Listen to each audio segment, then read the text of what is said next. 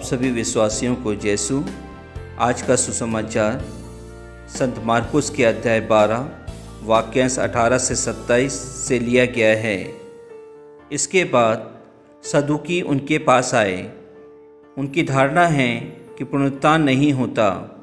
उन्होंने ईसा के सामने यह प्रश्न रखा, गुरुवर, मूसा ने हमारे लिए यह नियम बनाया, यदि किसी का भाई अपनी पत्नी के रहते निसंतान मर जाए तो वह उसकी विधवा को ब्याह कर अपने भाई के लिए संतान उत्पन्न कर सकता है।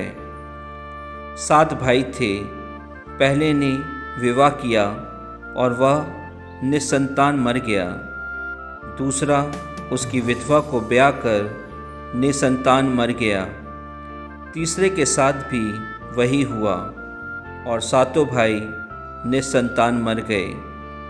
सबों के बाद वह स्त्री भी मर गई। जब वे पुनरुत्थान में जी उठेंगे तो वह किसकी पत्नी होगी? वह तो 7 की पत्नी रह चुकी है।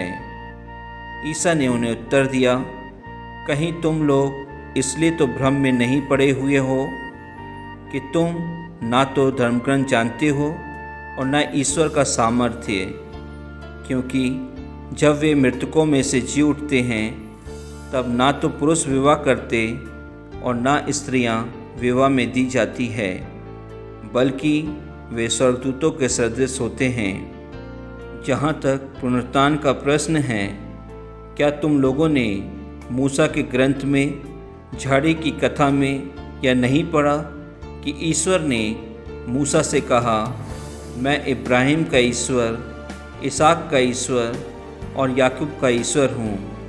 वह मृतकों का नहीं, जीवितों का ईश्वर है। यह तुम लोगों का भारी भ्रम है। प्रभु का वचन है। ईश्वर को धन्यवाद। आज के सुसमाचार में हम देखते हैं कि फरीसियों, हेरोदियों के बाद सदूकी ईसा के पास आते हैं और प्रभु यीशु क्रिस्त से पुनरुत्थान के बारे में चर्चा करते हैं। मूसा के द्वारा बनाए हुए नियम के बारे में ईसा से पूछते हैं। इस पर ईसा उनसे कहते हैं, तुम इसलिए भ्रमित हो कि पुनरुत्थान के बाद वह किसकी पत्नी होगी। वो इसलिए क्योंकि तुम धर्मग्रंथ नहीं जानते हो और ना ही ईश्वर का सामर्थ्य। ईश्वर उनसे कहते हैं, पुनरुत्थान के समय न पुरुष विवाह करते हैं और न स्त्रियां विवाह में दी जाती है, बल्कि वे स्वर्गदूतों के सदृश होते हैं। क्रिस्त में प्रिय विश्वासियों, क्या हम भी सदूकियों के समान पुनरुत्थान में विश्वास करते हैं? क्या हम यह नहीं जानते कि इब्राहिम का परमेश्वर, इसहाक और याकूब का परमेश्वर मृतकों का नहीं, जीवितों का परमेश्वर है? अर्थात हम कह सकते हैं, इब्राहिम, इसहाक एवं याकूब महिमा और प्रताप में जी उठे थे।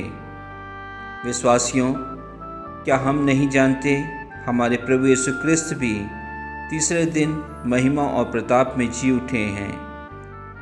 क्या हम यह नहीं जानते कि हमारे प्रभु यीशु क्रिस्त ही पुनरुत्थान और जीवन है और हमारा शरीर उनका मंदिर है? वह हमारी आत्मा में निवास करते हैं।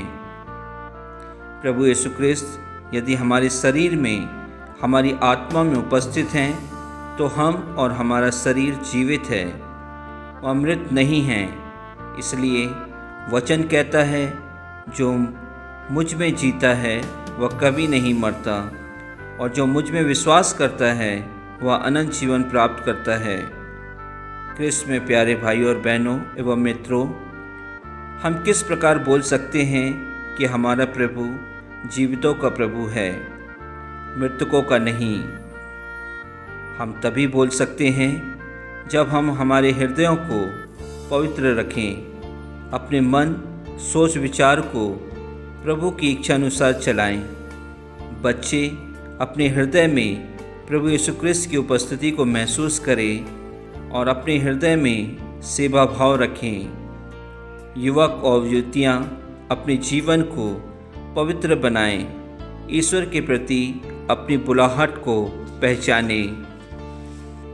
पति पत्नी अपने बीच के संबंध में प्रभु यीशु क्रिस्त की उपस्थिति को महसूस करें। अपने संबंधों के प्रति पवित्र, ईमानदार एवं वफादार बने। माता पिता अपने बच्चों को जीवन की अच्छाई दें। उन्हें एक अच्छा और सच्चा क्रिस्त जीवन बिताने में उनकी मदद करें।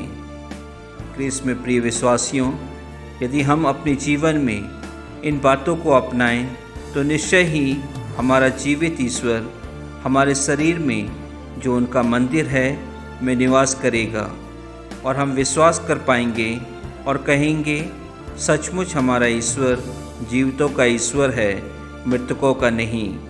अर्थात हम उनके द्वारा अपनी हर एक विनतियों, प्रार्थनाओं को पूरा करवा सकते हैं। आमीन।